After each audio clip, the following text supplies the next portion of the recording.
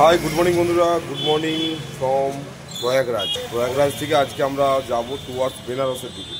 তো আপাতত আমাদের সামনে অনেকগুলো ঝামেলার কাজ রয়েছে, কারণ পুরো এই লাগেজ, স্যাডেল ব্যাগ, সমস্ত কিছুকে ব্যাগ গাড়িতে সেট করে তারপর আমাদেরকে বেরোতে হবে এখান থেকে। এখনও ঘন্টাখানেকের কাজ রয়েছে, আর এখন সময় বাজে প্রায় 9টা বাজে এখন।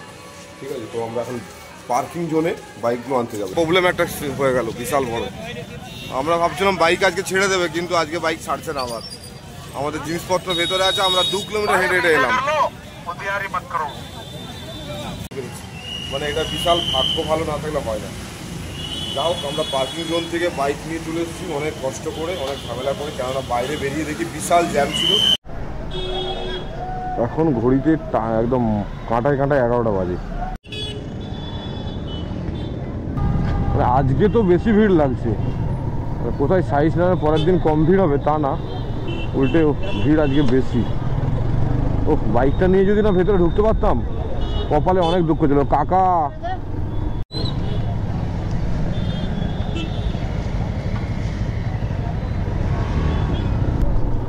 আমার কি মনে হয় জানো তো, ওই সাইজ নেওয়ার ভিড় কন্ট্রোল করবো বলে সবকে আটকে দিয়েছিল বাইরে, আজকে সেগুলোকে ঢোকাচ্ছে।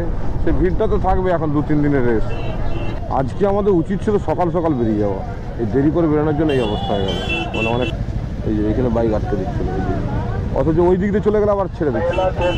ও, অনেকক্ষণ পরে একটু শান্তি পেলাম।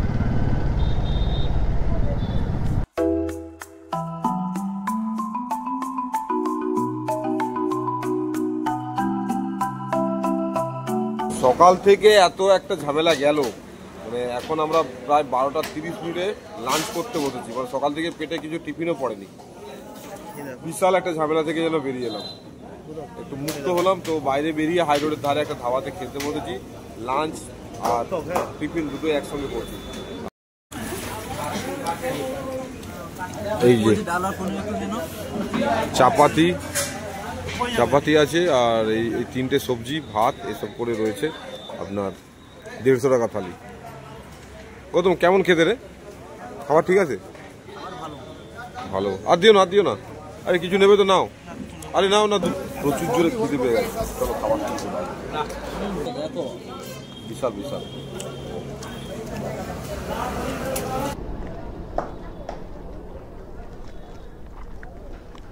সবাই খেয়ে একটু জোশ পেলাম, বেশ ভালোই হলো আমাদের খাওয়াটা। চলো শুরু করলাম। হর হর মহাদেব, হর হর মহাদেব, জয় বাবা বিশ্বনাথ। আমাদের বাড়ি যাওয়ার পথে বেনারস তো পড়বেই, সবাই জানি এটা, আর সে কারণেই অনেকবারই এটাতে ক্রস করেছি, কিন্তু বাবার দর্শন আর করা হয়নি। তো এবারে ভেবেছি যে বাবার দর্শন করব। এই রেস্টুরেন্ট থেকে দেখছিলাম যে বেনারসের দূরত্ব এখান থেকে 99 কিলোমিটার দেখাচ্ছে, আমাদের রুম আর কি, একদম ভারত সেবাশ্রম। তো 99 কিলোমিটার মানে আরামসে গেলে 2.5 ঘন্টা লাগবে। তো আমরা এখন সময় বাজে 1:30, আশা করছি 4টার মধ্যে পৌঁছে যাবো।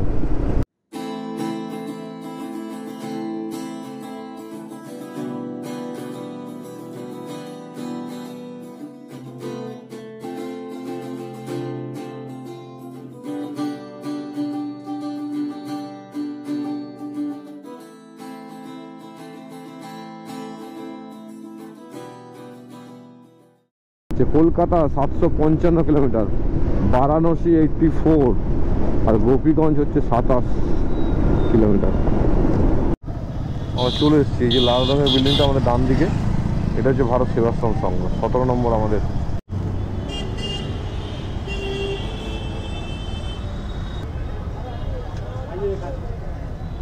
ঠিক আছে, আমরা 6টা নাগাদ ভারত সেবাশ্রম সংঘতে চলে এলাম। একটা রুমও পেয়ে গেছি, ভাগ্য ভালো আমাদের। 800 টাকা করে রুম এখানে, আর সমস্ত কিছু দেখাবো আপনাদের। এখন আমরা যাচ্ছি আরতি দেখতে। একটু লেট হয়ে গেছি, ওই জন্য পরে এসে কথা হবে বন্ধুরা। এখন আরতি দেখতে যাব। আমরা টোটো নিয়ে নিলাম একটা, ঠিক আছে, মানে দশাশ্রমের ঘাট যাওয়ার জন্য, কিন্তু বলছে ওই ঘাটে সম্পূর্ণ যাওয়া যাচ্ছে না, কিছুটা আগিয়ে যাওয়ার জন্য। তো 100 টাকা নিচ্ছে আমাদের 3 জনের জন্য টোটো, আর এখন দিয়ে যাচ্ছি। এখন কপালে কি আছে দিয়ে দেখ।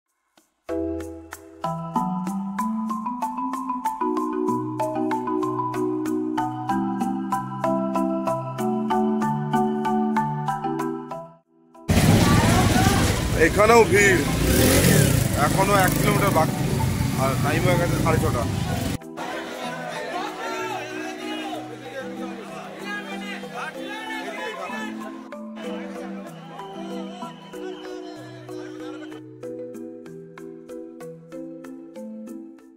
অনেক ভিড়ের সাথে লড়াই করে আমরা অবশেষে পৌঁছালাম ঘাটে।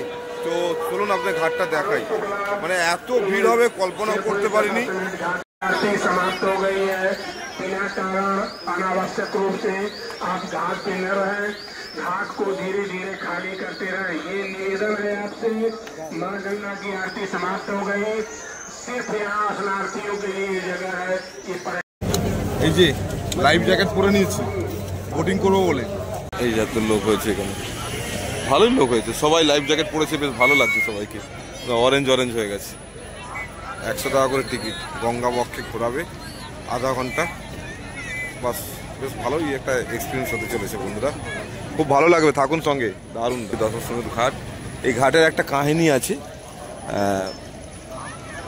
ব্রহ্মা শিবকে নিমন্ত্রণ করার জন্য 10টা ঘোড়া দিয়ে এখানে যজ্ঞ করেছিলেন কোনো একটা ব্যাপার নিয়ে। তো সেই ব্রহ্মা শিবকে নিমন্ত্রণের জন্য যে 10টা ঘোড়াতে যজ্ঞ করেছেন, তারপর থেকে এই ঘাটেই করেছিলেন যজ্ঞটা, সেই জন্য এখানে নাম হয়ে গেছে দশাশ্বমেধ ঘাট।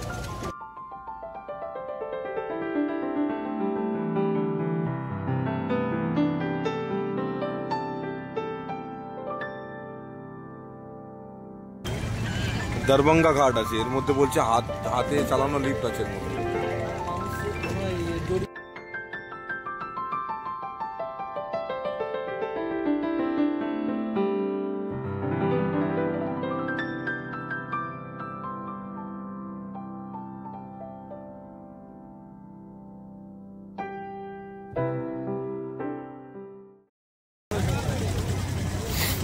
এইটি 4 ঘাট আছে এখানে। এটা হচ্ছে রাজা হরিশ্চন্দ্র ঘাট।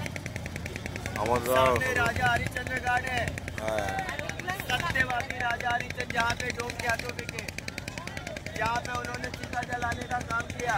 রাজা হরিশ্চন্দ্র ঘাটে আমরা রাজা হরিশ্চন্দ্রের নামে অনেক কিছু জানি গল্প। উনি মনসা পুজো করতে চাইছিলেন না, সেই জন্য তার পুরো ফ্যামিলি পুরো ধ্বংস হয়ে যায়, এবং তারপর রাজা থেকে সে পুরো ডোম হয়ে যায়, এবং মৃতদেহ পুড়ি ছিল এখানেই, এই ঘাটেই। সেই থেকে এই ঘাটের নাম হয়ে গেছে রাজা হরিশ্চন্দ্র ঘাট। आकार देख लो, ये 84 घाट आधा चांद बना हुआ है, ये त्रिशूल पे बसा हुआ शहर है, अच्छा, जिसको महादेव ने स्वयं अपने लिए बनाया। पर जब स्वर्ग में रहने वाले देवी देवताओं को पता चला काशी नाम का एक स्थान है जो महादेव ने बनाया है, तब उनको देखने की इच्छा हुई। जो भी काशी में भगवान आए वो कभी वापस नहीं लौटे। सभी लोगों ने अपना अपना स्थान बनाया और काशी में ही ठहरे। काशी वो स्थान है जहाँ पे काशी को 6 नामों से जाना जाता है। काशी, वाराणसी, बनारस, आनंदवन, मोक्षधाम, रुद्रवास। पहला नाम इसका है आनंदवन। माता पार्वती ने इसको आनंद कानन के नाम से पुकारा। दूसरा नाम है काशी। बाबा विश्वनाथ 12 ज्योतिर्लिंग के प्राइम मिनिस्टर बोले जाते हैं। श्री काशी विश्वनाथ, विश्व ब्रह्मांड के नायक, जिससे इसको दूसरा नाम दिया गया काशी। तीसरा नाम है वाराणसी। वाराणसी इधर का लास्ट घाट है 80, इधर का लास्ट घाट है वरुणा। इधर से 80 नदी, इधर से वरुणा नदी मिलती है, जिससे इसको वाराणसी के नाम से जाना जाता है। चौथा नाम है बनारस। बनारस का पान, बनारस की कचौड़ी, बनारस की गलिया, बनारस की साड़ी, बनारस की गाली, ये सारी चीज़ें प्रसिद्ध है, इससे इसको चौथा नाम बनारस दिया गया। पांचवा नाम है मोक्षधाम। ये जो राजा महाराजा का नाम बता रहे हैं, ये सभी लोग यहाँ पे मरने के लिए ठहरे। यदि काशी में कोई मरता है तो वो दोबारा जन्म नहीं लेता है, इससे इसको मोक्षधाम के नाम से जाना जाता है। छठा नाम है रुद्रवास। यहाँ के इस कंकड़ को भी अगर आपने उठा के पूजा किया तो महादेव को मिल जाएगा। इस शहर को बोला गया कंकड़ कंकड़ विराजे शंकर। 9 खंड पृथ्वी, 10वां खंड काशी। काशी पृथ्वी में है ही नहीं, स्वयं महादेव के त्रिशूल में बसाया शहर जो उनका है। इस काशी में जो यात्रा आप कर रहे हो उसका फल आपको नहीं मिलेगा, आपके माता पिता को मिलेगा, क्योंकि आप काशी में अपने आप प्रवेश नहीं कर सकते। आप सोचोगे कि मैं मूड बना लूँ और काशी चला जाऊँ, ऐसा कभी नहीं होगा कि आप काशी में प्रवेश कर पाएंगे। इस काशी में वही आ सकता है जिसको महादेव चाहते हैं।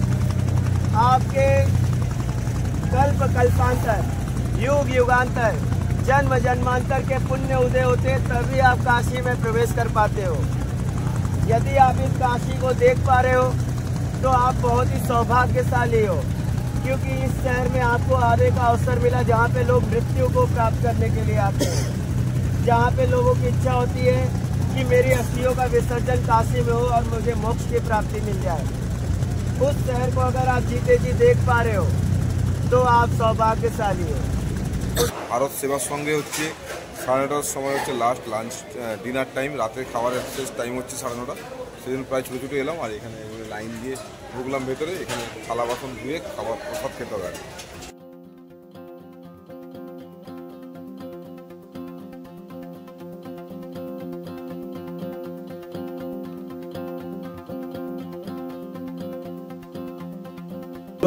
আজকের ভিডিওটা তো দেখলেন আমরা কিভাবে প্রয়াগরাজ থেকে বেনারসে এলাম, এবং বেনারস তো আমাদের বাঙালিদের কাছে একটা মানে আবেগ জড়িত জায়গা। বেনারসে তীর্থ করতে আসা মানে পুরো পরিবারের জন্য আসা, এরকম একটা ব্যাপার রয়েছে। তো বেনারস আমরা এসেছি বিকেল বেলার দিকে, মানে 4টের পরে, 5টা বেজে গেছে, 5টা বেজে গেছে। আমরা আছি ভারত সেবাশ্রমে। আর এখানটা খুব সুন্দর জায়গা, প্রসাদ খেলাম, খুব ভালো লাগলো। বেনারসের সন্ধ্যেবেলা আরতি দেখতে গেছিলাম কিন্তু দেখতে পাইনি।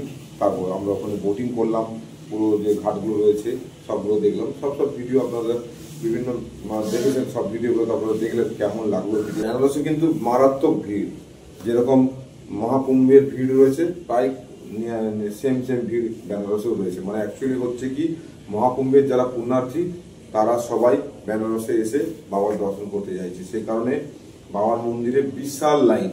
আমরা ট্রাই করেছিলাম দর্শন করতে, কিন্তু এত বড় লাইন দেখে আমরা চলে এসেছি। আগামীকাল ভোর 4টে নাগাদ আমাদের যাওয়ার ইচ্ছে আছে।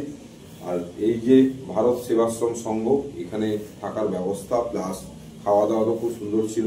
আপনাদের দেখাবো আগামীকাল কিভাবে এখানে থাকতে হয় বা কি কত রুমের ভাড়া বলে দিই, আজকে বলে দিই, আগামীকাল আর কিছু না। এখানে রুমের ভাড়া আছে 800 টাকা, এবং ভেতরটা বেশ পরিষ্কার পরিচ্ছন্ন, বাগান সাজানো জায়গা, পার্কিংও খুব ভালো আছে, বাইক পার্কিং সুন্দর সেফলি থাকবে, প্লাস রুমগুলো বড় বড়। ঠিক আছে, আপনাদের একবার রুমটা দেখিয়ে নিই। এই হচ্ছে রুমের ঠিক আছে, গৌতম বাথরুমে গেছে। তো এই হচ্ছে রুম, 800 টাকা রুম। ঠিক আছে, এখানে এরকম পলঙ্গা দেওয়া আছে, একটু পুরানো লেভেলের, এই যে মোজাইক করা মেঝে করা আছে এখানে, এইভাবে রয়েছে। ঠিক আছে, বেলা অতটা ভালো কিছু বোঝা যাবে না বাইরেটা, তো কালকে দিনের বেলা আপনাদেরকে দেখাবো বাইরেটা। এখানে লিফটের ব্যবস্থা রয়েছে। তো বন্ধুরা, আজকের মতো সবাইকে শুভরাত্রি জানাই। সবাই ভালো থাকবেন, সুস্থ থাকবেন। আজকের মতো ভিডিও এখানে শেষ করলাম। আগামীকাল দেখা হবে বেনারসের সাইট সিন নিয়ে। সবার শেষে একটা কথা বলবো, হর হর মহাদেব।